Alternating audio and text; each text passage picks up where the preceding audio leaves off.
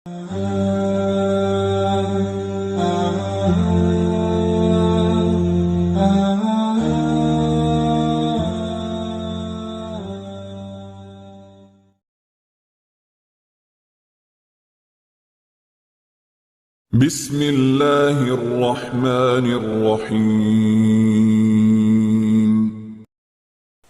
Bertambah 1 tahun, berlalu 1 tahun, berarti akan melangkah lebih dekat kepada kematian.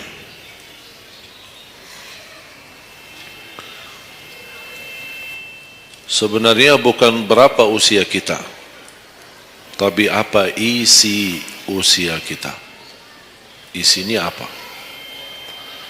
Dan sebagaimana Rasulullah SAW menjelaskan di hadis yang sahih, di hari kiamat dan tidak akan tergeser kaki seorang sambil ditanya oleh Allah 4 pertanyaan. Berarti kita akan menghadapi 7 pertanyaan. 3 di kuburan, menghadap munkar nakir, man rabbuka, ma dinuka, man nabiyuka. Yang tersisa 4 nanti di hari kiamat, sebelum dimulai hisab, sebelum tergeser kaki kita ke surga maupun ke neraka, ditanya oleh Allah Subhanahu wa taala 4 pertanyaan. Yang pertama, lan tazula qadama 'abdin yaumal qiyamah hatta yus'ala an 4. Tidak akan tergeser kaki seorang di hari kiamat sambil ditanya oleh Allah SWT 4 pertanyaan. Yang pertama, an umurihi fima afnah. Umurnya apa yang kamu lakukan. Allah tidak akan tanya berapa usiamu, tapi apa yang kamu isi dalam usiamu. 60, 70, 100 tahun, kurang, lebih, Allah tidak berdulikan berapa usia kita. Bahkan banyak para sahabat ketika ditanya usiamu berapa, dia menjawab usia saya 10 tahun. Padahal sudah tua, sudah di atas 50, ada yang di atas 40. Tapi kenapa begitu ditanya soal umurnya dia menjawab 10 tahun?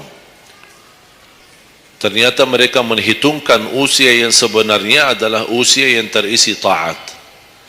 Masa jahiliyah, sebelum datangnya Islam, mereka menganggap itu semua usianya sia-sia.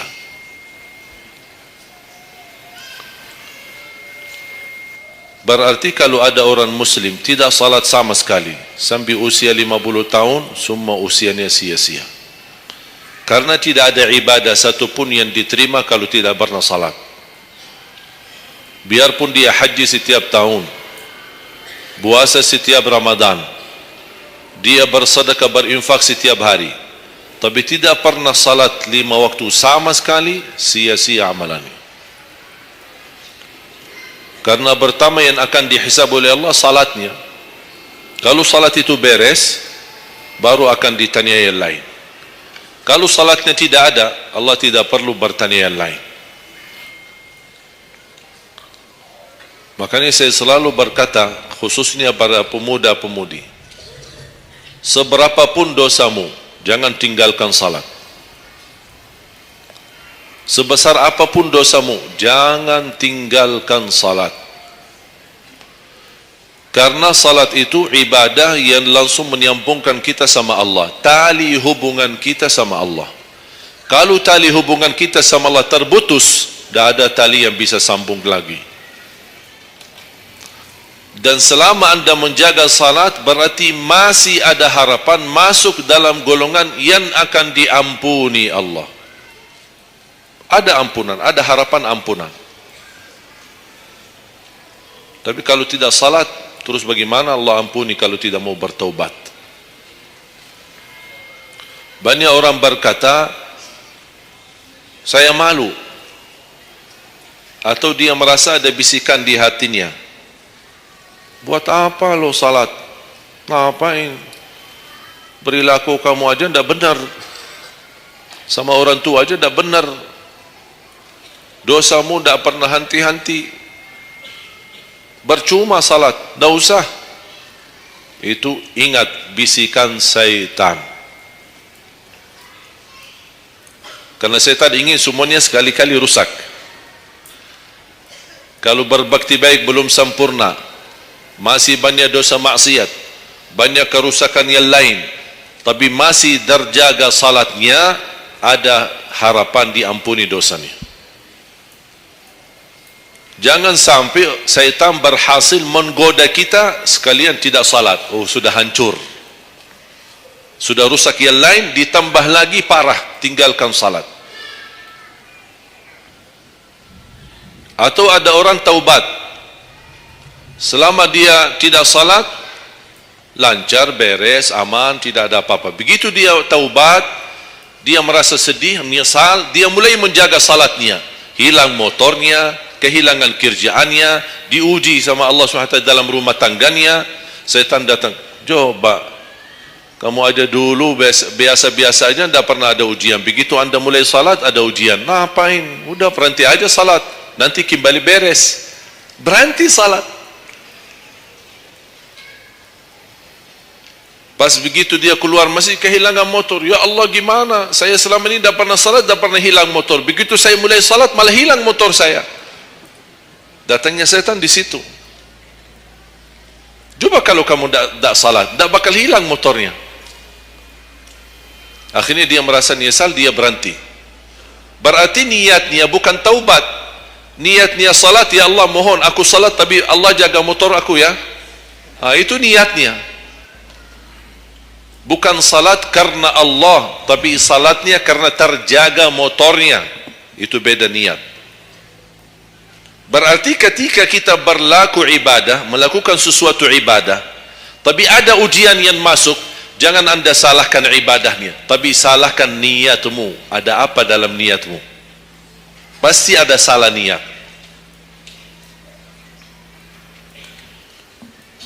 Dan itu inti daripada umur kita. Allah berikan 60 tahun. Kemarin saya hitungkan, kalau standar umur umatku kata Rasulullah kan 60 sampai 70. Itu kira-kira kurang lebih. Ada yang lebih tua, lebih panjang usianya, ada yang lebih muda. Tapi standar kata Rasulullah SAW, a'maru ummati baina 60 wa 70. Standar umur umatku antara 60 sampai 70. Ada yang melebihi dari itu, tapi sedikit sekali dibanding yang lebih muda. Saya kemarin hitungkan 60. Apa yang kita lakukan di dalam usia 60 tahun. Dari lahir sampai balik. Sampai tahun berapa? 15? Kita sepakat 15? 15 tahun. Berarti sebelum balik belum taklif. Sebelum balik belum taklif. Haji boleh tapi tidak wajib, karena syarat haji harus balik. Syaratnya harus balik, walaupun diperintahkan, dibiasakan untuk melaksanakan salat.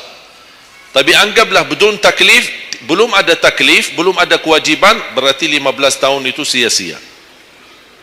Dipotonglah dari 60, berapa sisa?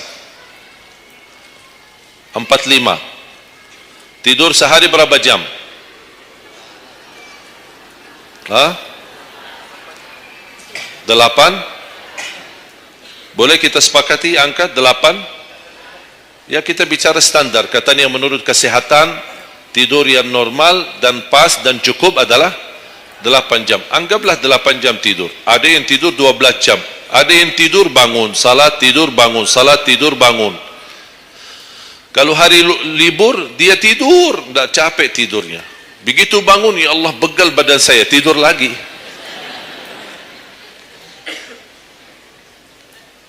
Saya hitungkan 8 jam. 8 jam dalam sehari berapa kalau dibagi? Dalam sehari. Sehari berapa jam? 24 jam. 8 bagiannya berapa jadinya? Sepertiga. Sepertiga sehari tidur.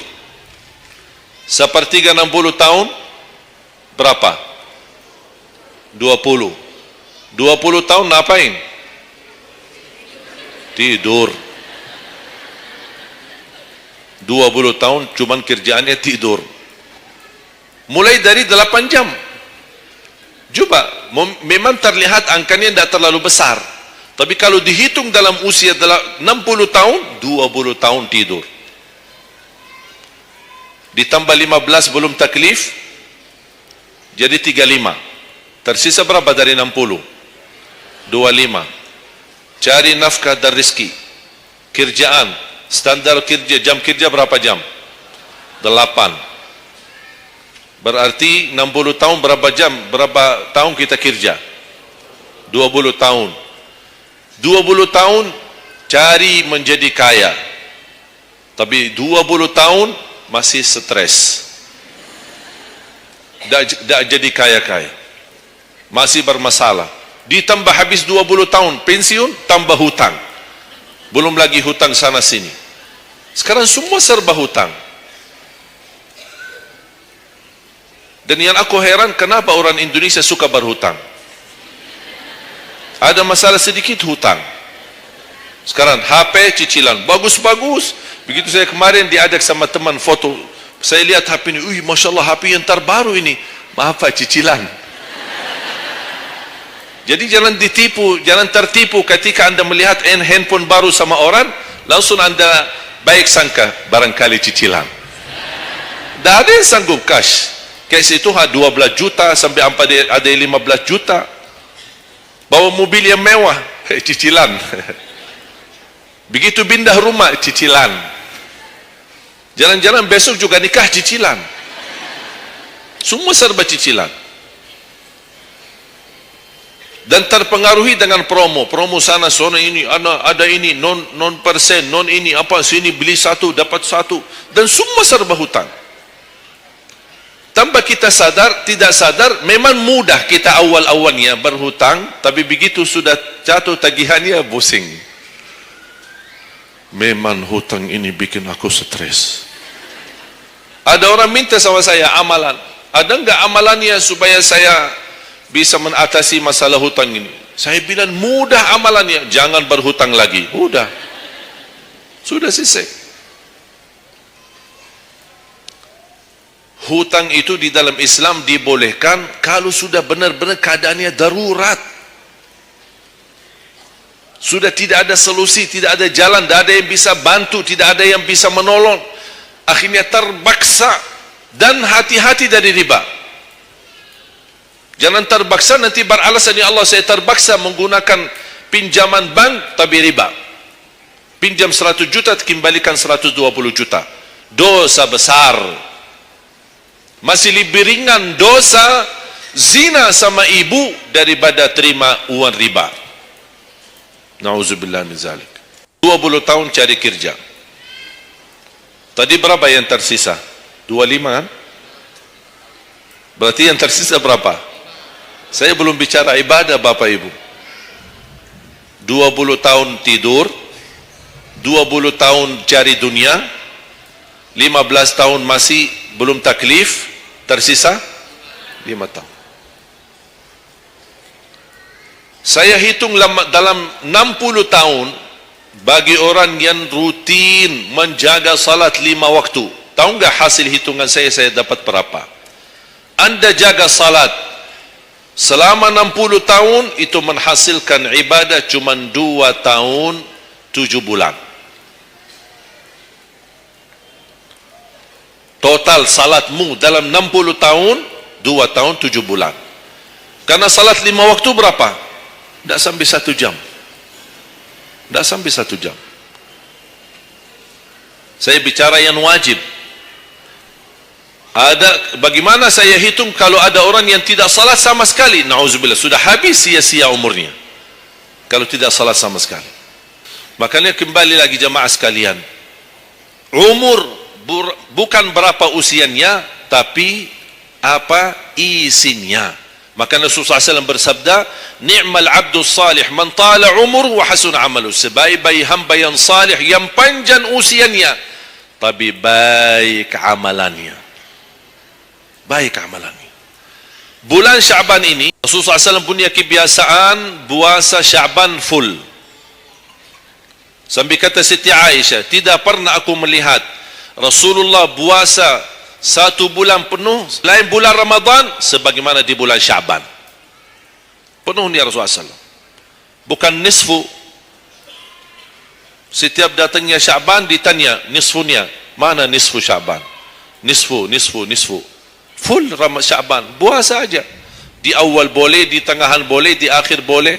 Yang tidak boleh, yang tidak pernah puasa Syaban, pas begitu berakhir, mau mendekati Ramadan, seminggu terakhir atau 10 hari terakhir, itu ada sebagian ulama berkata makruh. Kalau sudah 2 hari terakhir bulan Syaban, anda tidak pernah ada puasa sebelumnya, itu dianggap oleh ulama haram.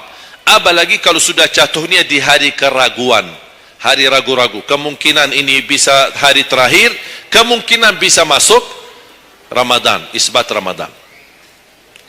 Termasuk ibu-ibu dan jamaah sekalian yang masih punya hutang, segera lunasi hutangnya. Jangan begitu sudah mendekat puasa, anda punya hutang 7 hari, tersisa bulan Ramadan 5 hari. Syekh, apa? Aku punya hutang 7 hari, sedangkan yang tersisa bulan Ramadan itu tinggal 5 hari lagi mau masuk Ramadan. Aduh, 1 tahun dah pernah tanya. Begitu sudah mepet baru cari jawabannya. Itu karena hukuman nanti. Tetap diganti puasa yang dari tahun yang lalu. Tetap bayar hutangnya dan kena denda setiap hari kena fidyah. Jadi seandainya anda masih punya hutang dan masuk Ramadan, anda belum lunasi, tetap hutang itu terbawa nanti. Pas habis Ramadan, anda punya kewajiban bayar hutang. Tapi karena anda tunda, mundurkan sampai masuk Ramadan, anda punya kena denda. Ditambah lagi, bukan hanya bayar dengan puasa ganti puasa, tapi ada lagi namanya fidyah. 1 hari 1 orang miskin, diberikan kecukupan makanan. Makanya kembali lagi, yang punya hutang segera lunasi hutangnya. Jangan sia-siakan umurmu.